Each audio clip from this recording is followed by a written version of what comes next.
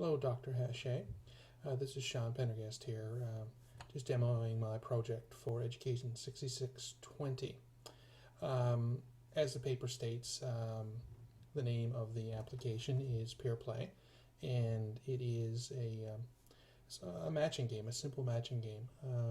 So what I'd like to do is go through the application, sort of explain a little bit about it, so give you a bit of context when you're reading the paper. So as you can see here, it's a it's a 3x4 matrix, and there are 6 pairs to match. So what you would do is you would click Sneaker. and you would hear the voice, which is my son, by the way. It says sneaker, and there's an image of a sneaker and then the word itself there. Then you would select another image. Just so happened it matched. It's randomly placed each time, so each time you restart, you're going to get different images. This is luck of the draw that I had it then. And you notice that when I selected sneaker for the second time, it didn't repeat itself. So if I select another one, Dog. we get dog. That's my my little girl, Darby, doing the audio for that one. And if I select, Cat. so I get dog and cat. So it repeats it, then it goes back. If I select another one, Dog. I'll match it up. Cat. Television. And I'll just keep Chair. going through here. Match 2 more. Cat. So, as you know, one thing that that I would like to do is to make it a little more complex, so people can actually choose how many, what size matrix they would like.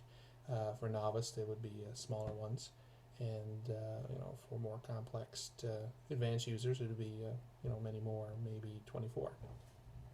But as it stands now, we have 12. Kettle. Television. Kettle. Television. Kettle. Just to finish matching these up here, and you can see there on the top it says match found. Television. And finally, the game is done.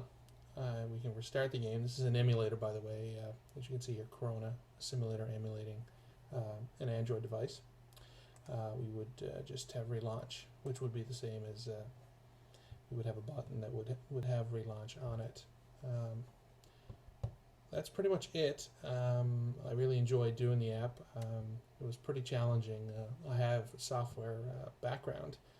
Developed a lot in C++ and C# for enterprise applications on Windows devices. So doing something like this on a mobile device was completely different. Navigation, just the code itself. Corona uses a scripting language called Lua, and there's a whole learning curve associated with that.